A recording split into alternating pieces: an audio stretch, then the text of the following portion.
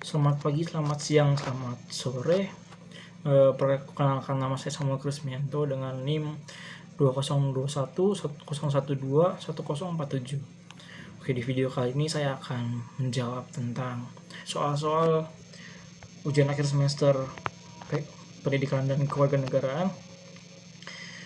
Oke, saya mulai. Nomor 1, soalnya adalah negara kita Indonesia telah dianugerahi dengan kemajemukan masyarakatnya atau multikultur. Tentu realitas ini menjadi potensi konflik antar warga. Anda sebagai mahasiswa yang tentu dibekali dengan pengetahuan pendidikan Pancasila dan kewarganegaraan, bagaimana argumen dan atau solusi Anda sehingga kita senantiasa hidup dalam kerukunan dan keharmonisan. Penjelasan harus disertai dengan gambaran kemajemukan seperti apa saja yang dimiliki masyarakat Indonesia dan juga contoh konflik yang pernah terjadi di wilayah Indonesia. Oke, Indonesia yang penuh dengan keberagaman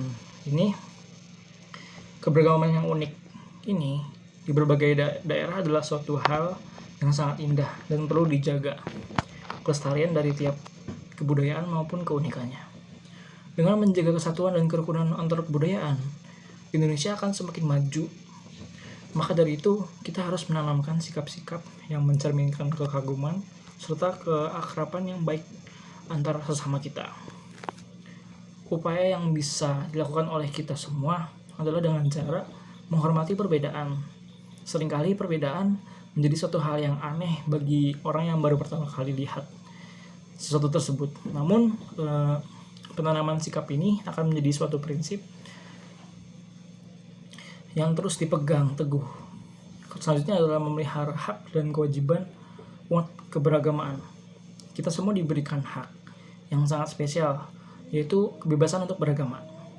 Maka dari itu, kita juga perlu mengetahui bahwa kebebasan tersebut juga dimiliki oleh setiap orang. Maka dari itu, kita harus paham betul dengan sikap menghormati dan toleransi antar sesama. Selanjutnya ada dengan memegang bahwa NKRI lebih utama. Kita mengetahui bahwa semua golongan, ras, agama, dan suku tentu memiliki kepentingannya masing-masing, tetapi kepentingan akan negara harus menjadi prioritas kita. Prioritas yang utama. Karena adanya Indonesia bukanlah warisan nenek moyang sebelah pihak semata saja, bukan warisan dari suku A maupun suku B. Akan tetapi Indonesia terlahir dari perjuangan berdarah para pendahulu yang rela untuk melepas jubah dan bendera dari golongan masing-masing demi tegak dan kokohnya negara Indonesia. Selanjutnya adalah menggenggam erat Bhinneka Tunggal Ika. Walaupun kita tercipta di atas perbedaan, tetaplah mempunyai satu tujuan yang sama, satu cita-cita yang sama dengan menciptakan suatu keharmonisan hidup. Indonesia pernah mengalami krisis ekonomi yang berujung konflik sosial pada penghujung Orde Baru. Jatuhnya pemerintah Soeharto dengan ditandai merebaknya kerusuhan di berbagai wilayah di Indonesia. Pada kerusuhan tersebut banyak sekali toko dan perusahaan yang dihancurkan oleh massa yang mengamuk. Dengan sasaran utamanya adalah properti milik warga etnis Tionghoa. Bahkan ada perempuan Tionghoa yang menjadi korban pelecehan dan penganiayaan, sehingga banyak di antara etnis Tionghoa yang meninggalkan Indonesia untuk mencari keselamatan. Kegagalan masyarakat maupun pemerintah dalam menjaga kerukunan perlu kita hindari, karena dapat menyebabkan perpecahan fatal yang tidak diinginkan. Sebagai rakyat Indonesia yang majemuk, kita harus paham akan nilai Pancasila dan Bhinneka Tunggal Ika, sehingga tidak terulang kembali kejadian yang tidak mengenakan ini. Nomor 2 ada beberapa soal.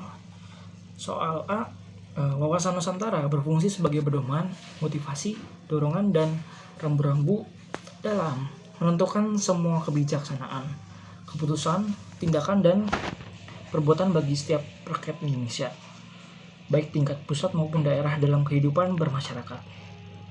Soal kedua B, ketentuan atau kaidah yang harus dipatuhi, ditaati, dipelihara, dan diciptakan demi tetap taat atau setianya komponen pembentuk bangsa Indonesia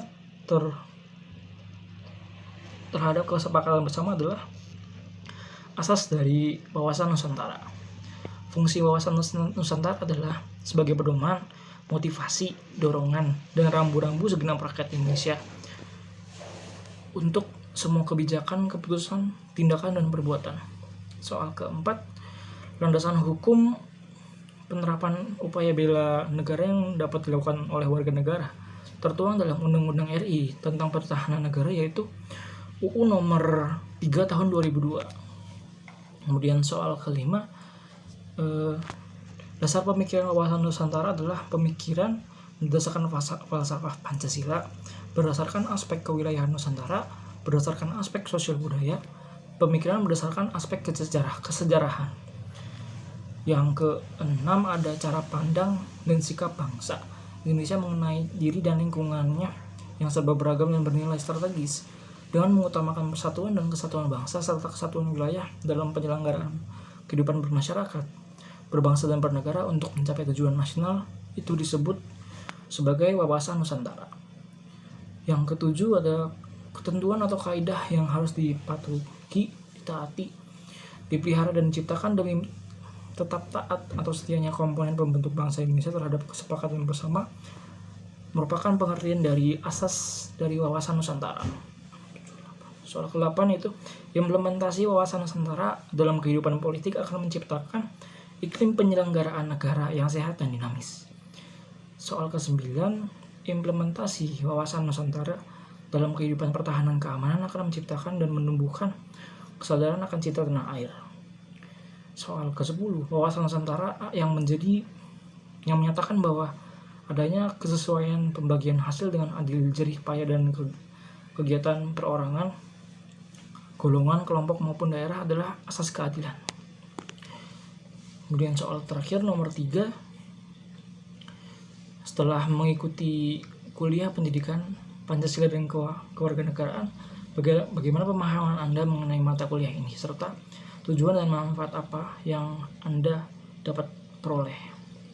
Jawaban saya adalah setelah mengikuti kuliah pendidikan Pancasila dan kewarganegaraan ini, pemahaman saya dalam pentingnya pendidikan kewarganegaraan semakin baik karena kita membutuhkan penanaman sikap-sikap penting yang merujuk pada pentingnya keutuhan dari negara dan bangsa Indonesia di tengah-tengah keunikan dan kemajemukan yang ada di berbagai wilayah di Indonesia. Manfaat yang saya dapatkan dalam mempelajari mata kuliah ini adalah untuk memiliki sikap yang baik dalam bermasyarakat. Dibutuhkan pemahaman akan pendidikan Pancasila dan kewarganegaraan sehingga kita tidak sembarangan melakukan hal yang merugikan semena-mena dan seenak sendiri, karena moral yang baik dibentuk dari pendidikan yang baik juga. Sekian dari video ini, terima kasih sudah menonton.